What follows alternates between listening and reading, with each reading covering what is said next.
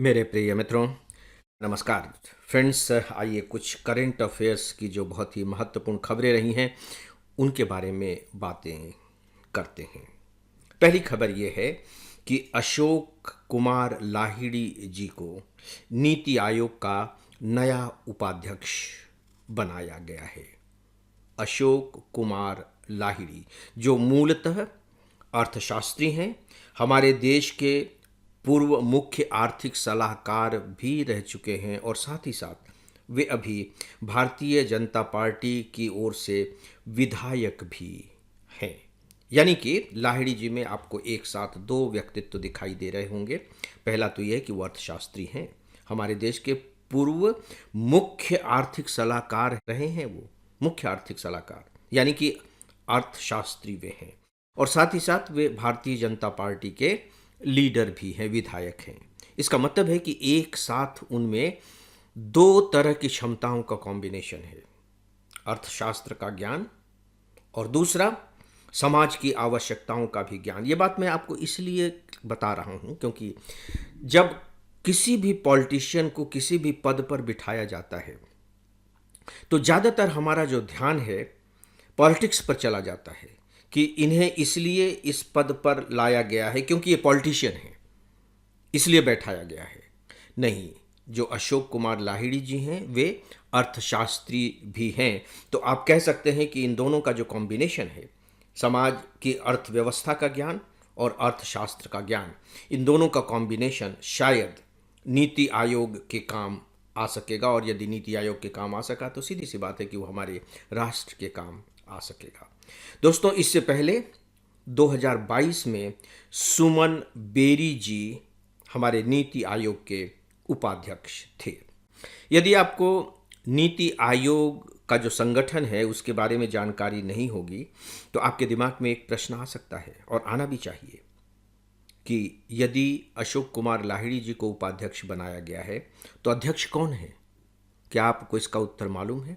मेरी समझ से आपको इसका उत्तर मालूम होना चाहिए कि जो नीति आयोग है उसके अध्यक्ष हमेशा प्रधानमंत्री ही होते हैं। और आपको ये भी मालूम होना चाहिए कि जो नीति आयोग बनाया गया है वो योजना आयोग के स्थान पर बनाया गया था 2015 में।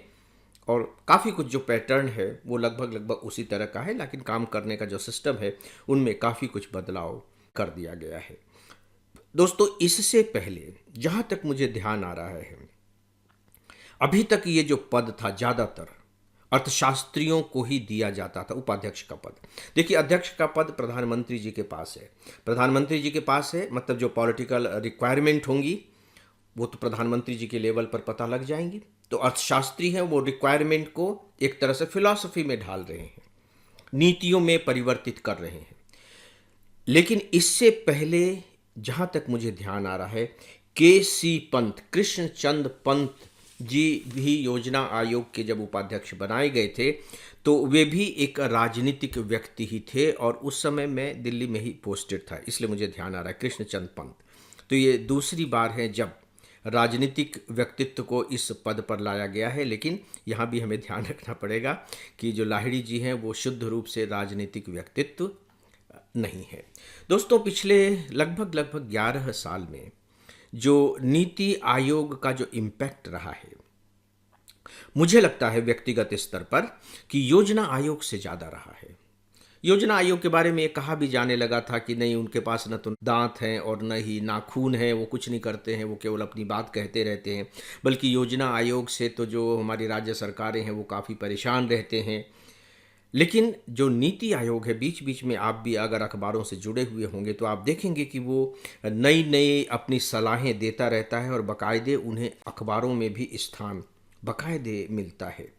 हमारे देश की जो इलेक्ट्रिक वाहन नीति बनी, जो खनिज अन्वेषण नीति बनी, और सबसे बड़ी बात है कि अभी बिल्कुल लेटेस्ट में लघु मॉड्यूलर रिएक्टर जो रिपोर्ट नीति आयोग ने दी वह अपने आप में बहुत इम्पॉर्टेंट है, बहुत इम्पॉर्टेंट है। तो मुझे व्यक्तिगत रूप से ये लग रहा है कि नहीं, जो नीति आयोग का काम है वो योजना आयोग की तुलना में अधिक व्यावहारिक है। अभी वर्तमान में जो चुनौतियां हैं हमारे नीति आयोग के सामने, यदि हम उस पर थोड़ा सा भी विचार करें तो एक दो तथ्य हमारे दिमाग में उभरेंगे। पहला तो यही है कि अभी जो अमेरिका और ईरान का जो वार चल रहा है और इसके कारण पूरी दुनिया में जो एक संकट की स्थिति पैदा हुई है, खासकर सप्लाई चेन को लेकर के, भारत की ऊर्जा ज़रूरतों को लेकर के, विश्व संतुलन को लेकर के, अब इसे कैसे ठीक किया जाए, इन चुनौतियों से कैसे निपटा जाए, ये बताने का दायित्व तो कहीं न कहीं नीति आयोग पर आएगा और यह उसके लिए बहुत बड़ी चुनौती होगी। जो दूसरी चुनौती मुझे दिखाई दे रही है वह है कि भारत ने घोषणा की है, या यूं कह लीजिए कि वचन दिया है कि हम 2070 तक नेट जीरो को प्राप्त कर लेंगे। कार्बन उत्सर्जन के मामले में हम जीरो हो जाएंगे। जितना हम उत्सर्जित करेंगे उतना ही कार्बन हम अवशोषित भी करेंगे। नेट जीरो, यह अपने में आसान काम नहीं है। तो ऐसा कैसे किया जा सकता है, यह भी नीति आयोग के लिए एक बड़ी चुनौती होगी। और यहाँ मैं स्पेशली आपको एक बात और बताना चाहूँगा कि इसके जो सदस्य बनाए गए हैं अभी नीति आयोग के स्थायी सदस्य, उसमें 2 सदस्य वैज्ञानिक भी हैं। इसका मतलब है कि बेस्ट कॉम्बिनेशन हमें नीति आयोग में देखने को मिल रहा है। तो खासकर जब नेट जीरो जैसे मामले पर बात होती है, और या जैसा कि मैंने कहा कि लघु मॉड्यूलर रिएक्टर रिपोर्ट, यानी कि कैसे हम अपने यहाँ परमाणु ऊर्जा को बढ़ावा दे सकते हैं, इन सब मामलों में डेफिनेटली एक जो वैज्ञानिक दृष्टि, सोच और समझ चाहिए, वह भी अब नीति आयोग के पास पर्याप्त मात्रा में होगी।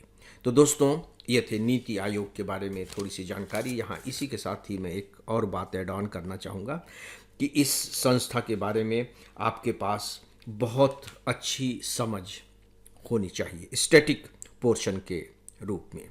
फ्रेंड्स, एक सूचना है कि हम आईएएस के लिए बहुत सारा उपयोगी कंटेंट अपने इंस्टाग्राम पर पोस्ट करते रहते हैं। इसके लिए आप हमारे इंस्टाग्राम को ज़रूर फॉलो करें।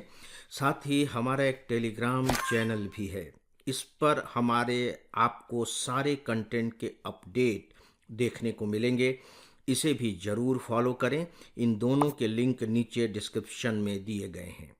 दोस्तों, जो दूसरी खबर है, खबर दुखद है।